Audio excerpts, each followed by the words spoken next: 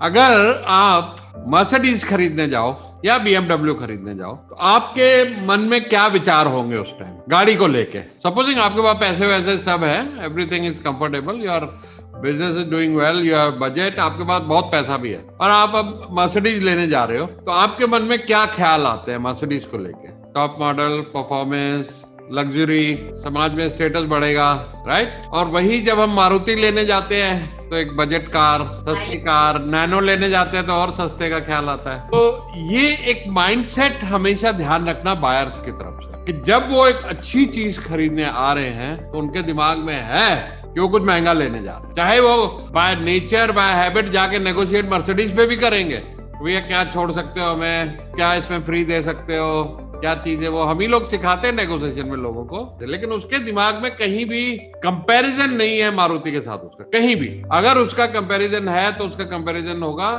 Between BMW या Mercedes या Lexus या उसी तरह की उसी लेवल की गाड़ी होगा। तो ये बात हमेशा ध्यान रखना कि प्राइस हमेशा लास्ट होती है, it is always the last. ये हमारे अंदर का एक डर है कहीं ना कहीं कि बायर प्राइस प्राइस प्राइस ढूंढ रहा है। आपको मैं कुछ, ये सबसे बड़ा कंसर्न ही नहीं होता बायर का, और बहुत सारे सेल्स जो लूज होते हैं वो इस वजह से लूज होते हैं, ऑब्जेक्शन जो हमें पता ही नहीं लगते क्योंकि हम उसको प्रो भी नहीं करते अच्छी तरह। तो हो सकता है बायर का कॉन्फिडेंस नहीं है कि प्रोडक्ट सही है उसके लिए या नहीं, ये कंपनी सही है कि नहीं है उसके लिए, और मे बी आपसे वो डील कर रहा है, आपको पसंद करता है कि नहीं करता है, या उसका अपना डिसीजन खरीदने का ठीक है कि नहीं है। प्राइस तो बहुत बाद में आता है। अगर मैं सस्ते की बात करूं तो दुनिया में भरी पड़ी है कंपनियां जिन्होंने सस्ती बेचने की कोशिश की और वो फेल हो गए और धंधे ही बंद हो गए उनके। अभी एक बात सोचते हैं कि लोग खरीदते क्यों हैं, वजह क्या है खरीदने की? क्या वो बायर जो है प्रोडक्ट को लाइक कर रहा है, उनको कंप्लीट कॉन्फिडेंस है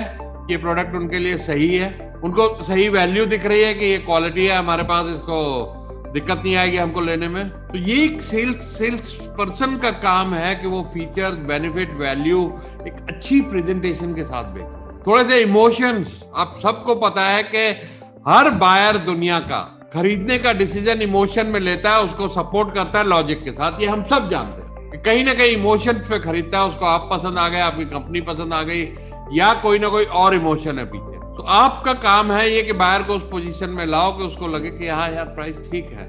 you have to give buyer the reason to build that value in their mind. उसके दिमाग में ये मर्सिडीज वाली वैल्यू बिठानी है हमने अपनी पिच से कि जो आप भाव दे रहे हो, जो कीमत दे रहे हो वो एकदम वाजिब है। तो प्राइस कभी भी प्रॉब्लम नहीं होती है, लोग इमोशन से खरीदते हैं, लॉजिक से उसको सपोर्ट करते हैं, और वो वैल्यू बिल्ड करना हमारा काम है। और हर ट्रांजैक्शन में ये बात ध्यान रखना, आज के बाद गांठ बांध लो, जितनी प्रैक्टिस कर सकते हो कर लेना कि आपको जिस भी सेल्स स्टॉक में जाना है, मीटिंग में जाना है, ये दिमाग में लेके जाना है कि price is not the real issue. हम लोग का अक्सर, क्योंकि कंडीशनिंग ऐसी है शुरू से कि उल्टा सोच के जाते हैं कि यार ये प्राइस ना खिटखिट करेगा, साला सस्ता ही ढूंढेगा कोई ना कोई, मेरी हमेशा किसी सस्ती कंपनी से कंपेयर करेगा। तो हमारे अंदर अगर बॉडी लैंग्वेज में वो कॉन्फिडेंस होगा कि प्राइस की बाद में देख लेंगे यार, पहले बाकी सारी चीजें तो कवर कर लो, इसको कॉन्फिडेंस तो आ जाए हमारी कंपनी पे, मेरे को पसंद करने लग जाए, ये क्वालिटी पे इसका भरोसा जम जाए, अपने डिसीजन पे भरोसा जम जाए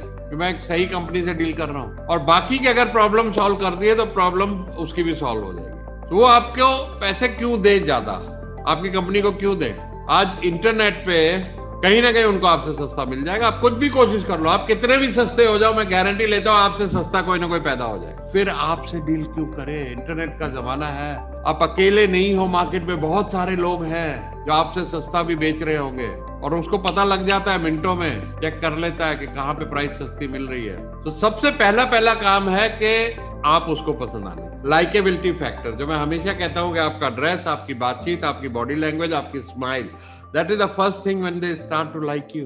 दूसरा, आप पे कॉन्फिडेंस होना चाहिए कि आप राइट पर्सन हो, आप उसकी प्रॉब्लम सॉल्व करो, क्योंकि हर एक बाइंग डिसीजन के पीछे कोई ना कोई प्रॉब्लम जरूर है, नहीं तो सेल्स नहीं होती है। आप औरों से अलग क्यों हो, और क्या पॉसिबिलिटीज आप प्रेजेंट कर सकते हो? हर कस्टमर एक प्रॉब्लम सॉल्व करने के लिए घूम रहा है, एंड ये हमारा काम है कि वो प्रॉब्लम क्या है। तो उसको पहला आप पसंद करें और आपकी कंपनी को पसंद करें, ये आपका काम है कि किस तरीके से आप अपनी पिच पे वो बिल्डअप करो। और दूसरी चीज, आपके प्रोडक्ट की जरूरत उसके पैसे से ज्यादा होनी चाहिए, तभी वो खरीदता है। अगर मुझे 10,000 रुपए खरीदने हैं, खर्चने हैं, मैं जो चीज खरीद रहा हूँ मेरी नजर में उसकी वैल्यू 10,000 से ज्यादा होनी चाहिए, तभी मैं खरीदूं। वो डिसीजन मैं तभी लूंगा।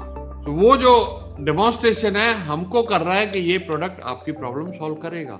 तो हमारा काम है कि वैल्यू को हम ऊपर ले जाए प्राइस से, आपको प्रॉब्लम सॉल्व करनी है। तो ये हमारा काम है कि हम कॉन्फिडेंस बिल्ड करें कस्टमर का, और बड़े कॉन्फिडेंस से जाएं मीटिंग में। पहला माइंडसेट हमारा ये हो कि प्राइस का इश्यू नहीं है, हमें फाइंड आउट करना है कि इसको इश्यू क्या आने वाला है, इसकी तकलीफें हैं कहाँ, इसकी प्रॉब्लम कहाँ पर है। कुछ ना कुछ उसके पीछे कुछ और भी होता है, शायद ये प्रोडक्ट सही नहीं है, या ये पेमेंट टर्म सूट नहीं कर रही है उसको, मे बी अभी उसके पास बजट ही कम है, पैसे का अरेंजमेंट कर रहा है। कई बार मैं आपको मजेदार बात बताऊं कि लोग प्राइस के ऊपर झिकझिक करते हुए महंगा भी खरीद आते हैं। कई बार, बहुत बार देखा मैंने, बहुत बार। ये मेरा खुद का पर्सनल एक्सपीरियंस है कि हमारी कोचिंग इंडस्ट्री में लोग 10-10 लाख रुपए का कोर्स जाके खरीदते हैं। तो जब प्राइस का ऑब्जेक्शन आए तो आपने मतलब अगर अच्छी चीजें दिखाओ, जैसे मैंने पिछली बार भी कहा था कि ये हमारा जी टॉप मॉडल है, अरे नहीं मेरा इतना बजट है, कोई बात नहीं सर, कोई बात नहीं, देख तो लोग हमारे यहाँ क्या क्या चीजें बिकती हैं। तो जब आप उसको 3 लाख 5 लाख वाली चीज दिखाओगे तो उसको 1,30,000 के बारे में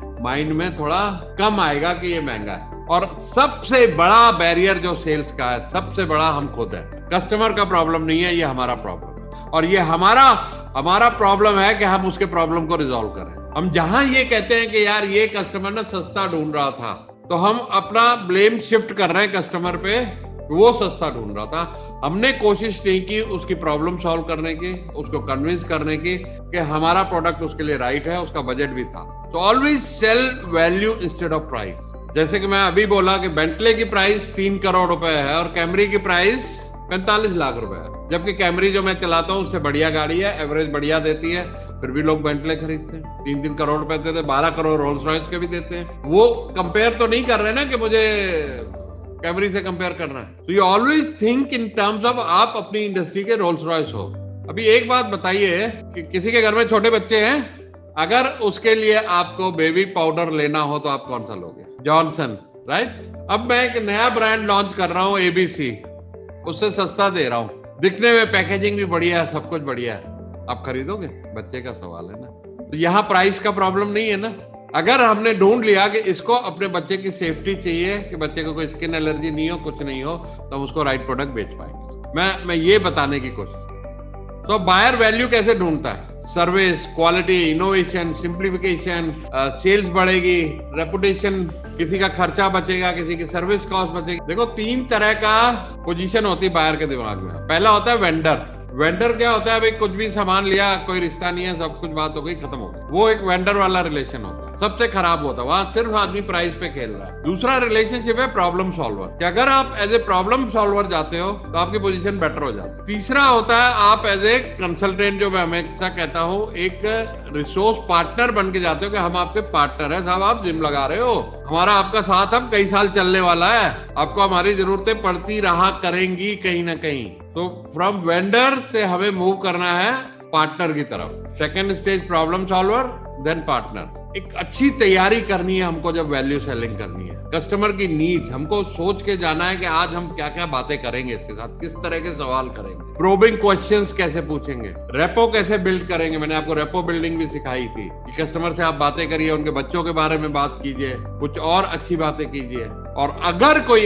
ऐसा ग्राहक है जो बिल्कुल सुनना ही नहीं चाहता बात, आपने अपने हिसाब से बेस्ट कर लिया, हर चीज कर ली, रेपो बिल्डिंग भी कर ली, आपने वैल्यू भी दिखा दी, तो वो ग्राहक आपका ग्राहक ही नहीं था। उसके लिए ज्यादा टेंशन लेने की जरूरत नहीं है। तो हमें सॉल्यूशन देना है, तब तक हमें प्राइस, शेड्यूल और डिलीवरी टर्म्स की बात नहीं करनी है जब तक हम प्रॉब्लम और सोल्यूशन के ऊपर। जब आपको समझ में आ गया कि इसकी असली प्रॉब्लम क्या है, ये बंदा ढूंढ क्या रहा है, कहां कहां जा चुका है, क्या क्या कर चुका है, इसको क्या समस्याएं हैं एक्चुअल में, तो identify what is their problem, what we can solve. Price के अलावा इसकी प्रॉब्लम क्या है, जितना ज्यादा हम प्रोब करेंगे उतना ज्यादा हमको पता लगेगा कि price is the least concern. दुनिया की 90% से ज्यादा सेल्स जो लॉस होती है वो प्राइस की वजह से नहीं होती है। अगर सस्ते ही बिकने होते तो सारी दुनिया सस्ते ही बेच रही होती, कुछ महंगा सामान बिकता ही नहीं वर्ल्ड में।